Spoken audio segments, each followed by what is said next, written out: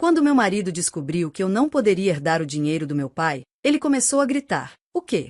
Você não pode pegar nenhum dinheiro dele? Se for esse o caso, não quero mais ficar com você. Quero o divórcio agora." Depois disso, eu me vinguei do meu marido e da minha irmã, Karina, que se casaram logo em seguida. Meu nome é Kiara, sou uma trabalhadora de escritório de 32 anos e estou casada com meu marido, Lucas, há 2 anos. Conheci Lucas através de um parente, e nós nos casamos. Minha família tinha algum dinheiro, mas como éramos apenas filhas, meus parentes se preocupavam sobre quem iria assumir os bens. Eles me apresentaram Lucas, dizendo que seria bom para ele se juntar à nossa família. Meu marido Lucas não se juntou oficialmente à nossa família, mas ele começou a morar comigo na casa dos meus pais. Minha mãe faleceu há alguns anos, então éramos apenas meu pai, meu marido e eu morando na casa dos meus pais. Meu marido era muito gentil e tratava bem meu pai, então ele parecia uma boa pessoa. No entanto, um parente que o apresentou para mim me contou algo preocupante logo antes do nosso casamento. Eu sei que é estranho eu dizer isso, já que fui eu quem te apresentou Lucas, mas ele é meio obcecado por dinheiro, então tome cuidado. Eu já estava casada com ele e estávamos prestes a ter a cerimônia de casamento, então era tarde demais para fazer algo a respeito. Mas eu não tinha percebido nenhum sinal de que ele era obcecado por dinheiro, então segui em frente com o casamento. Mesmo depois de me casar, eu continuei observando meu marido de perto por causa do que ouvi, mas não via sinais de obsessão por dinheiro nele. No entanto, depois de algum tempo ele começou a mostrar sinais de interesse no dinheiro do meu pai e perguntava casualmente sobre isso quando estava tomando uma bebida com ele. Meu pai era aberto sobre isso, então eu não me preocupava muito. Outra coisa que meu marido tinha curiosidade era sobre minha irmã mais nova, Karina. Ela é 5 anos mais nova que eu e, ao contrário de mim, que sou calma, ela é animada e extrovertida, com uma vida social vibrante, cheia de homens. Ela não se parece comigo, e meu marido ficou surpreso quando a viu pela primeira vez. Sua irmã tem uma vibe completamente diferente da sua, Kiara, não tem? Ver meu marido fascinado pela minha bela irmã, com sua aparência marcante contrastando com a minha aparência simples e entediante, me deixou com sentimentos mistos. No entanto, o parente que me apresentou Lucas estava preocupado que, se eu, sendo modesta e de aparência simples, não conseguisse me casar, não haveria ninguém para herdar a fortuna da família. Eu pensei que não havia necessidade de me preocupar, já que eu tinha uma bela irmã, mas depois entendi por que esse parente estava preocupado. Meu pai era muito indulgente com minha irmã, deixando-a ir para a faculdade após o ensino médio e até para uma escola profissionalizante depois de se formar na faculdade. Minha irmã não tinha um objetivo particular, ela apenas não queria trabalhar. Por outro lado, minha mãe era rigorosa com ela, insistindo que ela deveria conseguir um emprego logo após a faculdade, mas meu pai contrariou minha mãe e a deixou ir para a escola profissionalizante. Depois de se formar na escola profissionalizante, minha irmã conseguiu um emprego em uma empresa de um amigo do meu pai, mas ela pediu demissão depois de apenas 6 meses. Fiquei chocada com a desculpa dela para sair. Eu não consegui mostrar meu potencial total naquela empresa, ela disse. Minha mãe e eu ficamos perplexas com a maneira como minha irmã falava, como se já tivesse dominado seu trabalho depois de apenas 6 meses, mas meu pai acreditou nela e rapidamente arranjou um novo emprego para ela em outra empresa. Depois de um tempo no novo emprego, nossa mãe adoeceu e precisou ser hospitalizada. Enquanto nossa mãe estava no hospital, minha irmã a visitava todos os dias, muitas vezes faltando ao trabalho. Eventualmente, ela largou esse emprego também, alegando que precisava cuidar de nossa mãe. No entanto, a ideia dela de cuidar envolvia, principalmente, estar no mesmo quarto que nossa mãe, conversando ou passando a maior parte do tempo olhando para o celular na sala de espera. Depois que nossa mãe faleceu, eu assumi a responsabilidade de administrar seus assuntos, incluindo pegar sua roupa no hospital e garantir que ela tivesse roupas limpas. Enquanto isso, minha irmã não ajudava muito. Nossa mãe pode ter gostado de tê-la por perto para conversar, mas à medida que sua saúde piorava, ela nem conseguia mais conversar. 2 semanas depois de sua condição piorar, ela faleceu. Tanto meu pai quanto minha irmã ficaram tão chocados que não conseguiram organizar o enterro, então eu assumi essa responsabilidade. Felizmente, nossos parentes ajudaram, e demos à nossa mãe uma despedida digna. Após a morte da nossa mãe, minha irmã se mudou da casa dos meus pais e começou a trabalhar meio período. No entanto, seus ganhos não eram suficientes para cobrir o aluguel e as contas, então nosso pai começou a arcar com essas despesas. Parecia que ela estava gastando seu dinheiro com diversão em vez de economizar. Sempre que sua renda de meio período não era suficiente, ela recorria ao nosso pai para obter apoio financeiro. Nossa mãe costumava ser rigorosa com ela, então, mesmo quando começou a trabalhar, nosso pai não lhe dava mesada. No entanto, agora ele lhe dava tudo o que ela precisava. Percebi que tanto meu pai quanto minha irmã estavam satisfeitos com esse arranjo financeiro, então não vi problema. Mesmo depois de eu me casar e me mudar com meu marido para a casa dos meus pais, meu pai continuava dando mesada para minha irmã. Naquela época, eu não percebia, mas descobri que minha irmã também estava pedindo dinheiro ao meu marido, e ele o estava dando de bom grado. Ele não conseguia recusar e lhe dizia para manter isso em segredo de mim, dizendo: não conte a Kiara sobre isso, ok? Ela pode ficar com ciúmes. Minha irmã vivia dessa mesada do nosso pai e do dinheiro do meu marido, trabalhando meio período quando sentia vontade. No entanto, esse estilo de vida não poderia durar, pois nosso pai ficou doente e precisou ser hospitalizado. Enquanto eu equilibrava visitas ao hospital entre o trabalho e o cuidado com nosso pai, minha irmã nunca apareceu.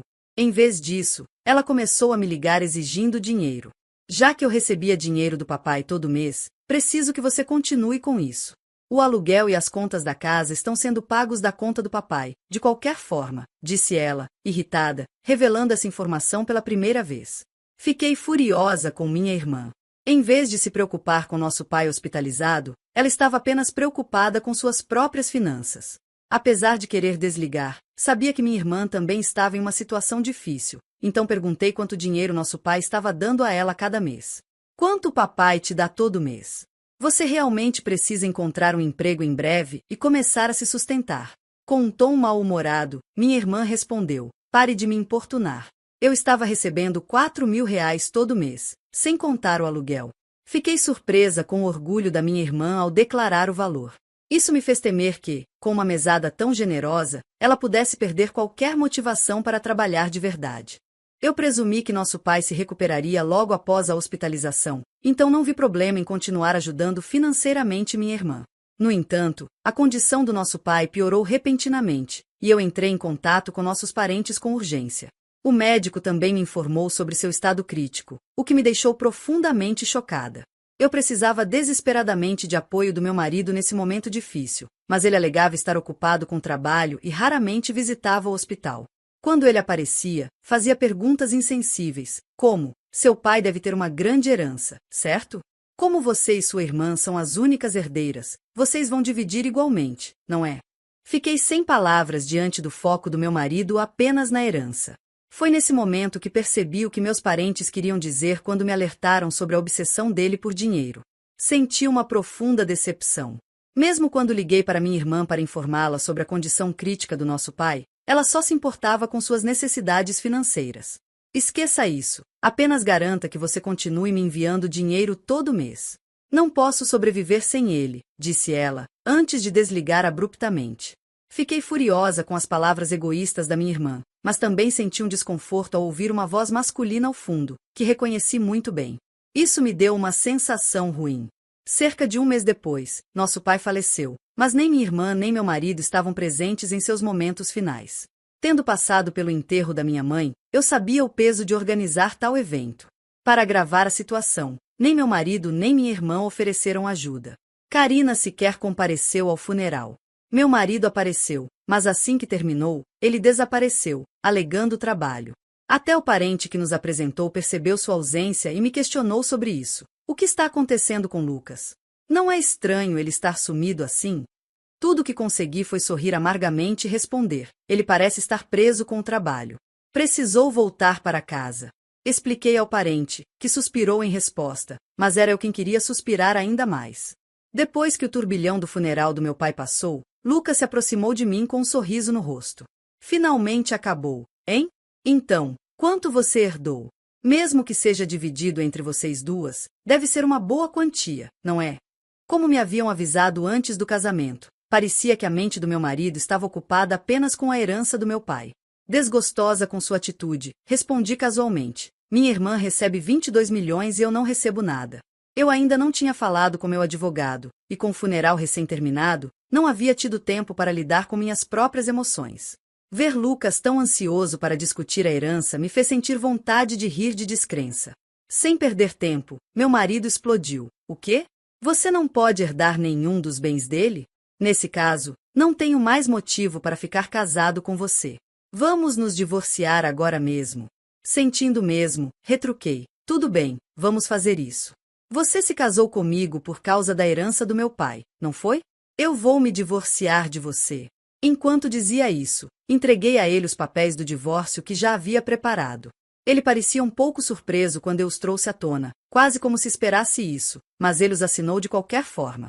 Pouco antes de sair, ele pronunciou estas palavras. Agora que me divorciei de você, já que você não tem herança, vou me casar com sua irmã Karina para conseguir parte dos 22 milhões. Mesmo assim, apresentei os papéis de divórcio no tribunal imediatamente, rompendo os laços com meu marido enganador. No dia seguinte, parecia que ele já havia apresentado um certificado de casamento com minha irmã. Alguns dias depois, recebi uma ligação dele, ainda acreditando em sua ilusão. Ele gritou: "Quando vamos começar o processo da herança? Consiga os 22 milhões de Karina o mais rápido possível." Eu já esperava essa ligação. Não queria ser eu a procurá-lo, já que ele havia deixado nossa casa por conta própria. Respondi em um tom composto e profissional: "Vamos discutir isso na minha casa neste domingo. Estarei preparada para os procedimentos." Meu ex-marido, acreditando que estava prestes a receber uma fortuna, desligou o telefone com alegria. Mal sabia ele que eu aguardava ansiosamente sua reação ao descobrir a verdade. Quando o fim de semana chegou, tanto ele quanto Karina vieram à casa dos meus pais, surpresos ao encontrar um advogado esperando por eles. Mesmo assim, meu ex-marido parecia confiante. "Claro, você precisa de um advogado quando há uma herança envolvida", comentou. Então, com uma expressão intrigada, o advogado se dirigiu ao meu ex-marido. "Antes de discutirmos a herança, há a questão da divisão de bens que sua ex-esposa trouxe contra você." O advogado começou a mostrar ao meu ex-marido uma série de fotos, imagens capturando-a saindo da casa da minha irmã em datas específicas, claramente marcadas. O advogado continuou: "Essas fotos servem como evidência do seu caso extraconjugal antes da finalização do divórcio. Você precisará cumprir os termos do acordo de divisão de bens." Eu havia ouvido Lucas discutindo a herança ao telefone com Karina, o que me levou a instruir meu advogado a investigar sua infidelidade. Talvez pensando que eu estava distraída com o enterro do meu pai, meu ex-marido e minha irmã estavam se encontrando quase diariamente na casa dela, o que forneceu provas suficientes para o meu caso. Ambos ficaram surpresos quando a conversa mudou de herança para o caso deles, mas meu ex-marido rapidamente rebateu: "A divisão de bens não é nada comparada à herança de 22 milhões de reais. Vou resolver isso imediatamente." Quando o advogado apresentou os documentos, meu ex-marido, ainda falando com arrogância, os assinou sem hesitar. Assim que a assinatura foi confirmada, eu informei calmamente: "Aproveite sua vida com minha irmã, que não receberá nada da herança. Como você já assinou, vou garantir que a divisão de bens seja cumprida." Ao ouvir que não herdaria nada, minha irmã exclamou: "O quê? Por que eu não recebo nada? Eu deveria receber 22 milhões de reais." Meu ex-marido também ficou vermelho e gritou: "Não pode ser. Não tem herança? Não vou deixar você ficar com tudo." O advogado interveio calmamente, dirigindo-se à raiva deles: "Karina, você é, na verdade, filha biológica da falecida mãe de Kiara, de um relacionamento anterior, e nunca foi formalmente adotada pelo falecido pai de Kiara. Portanto, você não pode herdar o patrimônio dele." Eu também expliquei à minha irmã, ainda perplexa: "Quando nossos pais se casaram, você tinha cerca de 1 ano. Provavelmente não se lembra, mas eu me lembro bem. Eu tinha 6 anos na época e estava empolgada por ter uma irmã de repente. Nunca imaginei que essa mesma irmã acabaria ficando com meu marido. Nossos pais, ambos com filhos de relacionamentos anteriores, tentaram equilibrar as coisas quando se casaram e começaram a nos criar juntos. Minha mãe me amava como sua própria filha, e meu pai adorava você, Karina. Talvez ele tenha mimado você mais porque você não era sua filha biológica, sendo excessivamente cauteloso. Mesmo tendo ambos se casado novamente com filhos, alguns parentes suspeitavam que minha mãe estava interessada nos bens do meu pai, e por isso ela optou por não adotá-lo oficialmente. Os parentes que sugeriram pretendentes para mim fizeram isso sabendo que eu era a única herdeira do patrimônio do nosso pai. Se nossos pais tivessem tido um filho juntos, as coisas poderiam ter sido ainda mais complicadas, mas, feliz ou infelizmente, isso não aconteceu. Talvez eles tenham evitado ter mais filhos para prevenir disputas futuras de herança. Agora, entendendo que meu pai havia apoiado financeiramente minha irmã até a vida adulta porque não podia deixá-la sua herança, percebi a profundidade dessa relação. Como minha irmã, eu também não fui formalmente adotada pela minha mãe, mas isso nunca afetou como nos víamos. Parecia que nossos pais não haviam revelado essa história à minha irmã, e hoje era a primeira vez que ela descobria a verdade. Quanto a Lucas, seu rosto foi de vermelho a pálido conforme a situação foi afundando. Não apenas ele não herdaria o que esperava da minha irmã, mas também estava enfrentando um processo de divisão de bens, que ele já havia assinado. Com o rosto pálido, ele me perguntou: foi mentira que sua irmã estava recebendo 22 milhões de reais e você não? Reprimindo uma risada, respondi: claro que era mentira. Foi minha maneira de me vingar de você por me trair. Além disso, o patrimônio do meu pai não chega nem perto de 22 milhões, embora ele fosse rico. De repente, minha irmã, normalmente quieta, explodiu. Eu estava gastando tanto, achando que herdaria o dinheiro do papai. E quanto ao apoio que o papai me dava até agora? Você vai continuar me apoiando, mana? Ela perguntou. Você está casada com um marido confiável agora, então não precisa mais da minha ajuda, certo? Eu rebati. Ela olhou para o meu ex-marido pálido, mas ele balançou a cabeça. Não posso fazer isso. Também gastei muito contando com a herança, e agora, com a divisão de bens, estou sem recursos. Com isso, meu ex-marido inesperadamente caiu de joelhos diante de mim, implorando: Kiara, me desculpe, foi tudo minha culpa. Por favor, podemos nos reconciliar? O advogado, que estava terminando de arrumar suas coisas para sair, riu da cena. Depois da nossa discussão, onde foi parar a arrogância que ele demonstrou ao chegar? Lucas, ajoelhado assim, parecia completamente absurdo. Após nossa conversa, meu ex-marido e minha irmã foram embora e logo depois se divorciaram. Parecia que meu ex-marido perdeu o interesse nela quando percebeu que ela não herdaria nada. Ele mencionou a divisão de bens, mas como não tinha bens, organizei para que ele pagasse a partir do seu salário mensal, conforme o aconselhamento do meu advogado, garantindo que eu recebesse o que me era devido. Minha irmã, que perdeu o apoio financeiro do nosso pai, lutou para se sustentar com trabalhos de meio período, mas eventualmente enfrentou dívidas insustentáveis e declarou falência. Ela se mudou do apartamento e perdi contato com seu paradeiro. O apoio excessivo do meu pai fez minha irmã se tornar dependente, prejudicando sua capacidade de trabalhar seriamente. Posteriormente, meus parentes começaram a sugerir possíveis parceiros de casamento para mim, já que eu morava sozinha na casa dos meus pais, mas eu recusei. Eu queria encontrar um parceiro por conta própria, determinada a não repetir o erro de me casar com alguém como meu ex-marido novamente. Naquele momento, percebi que a verdadeira herança que recebi foi a liberdade de me livrar de quem nunca me amou de verdade.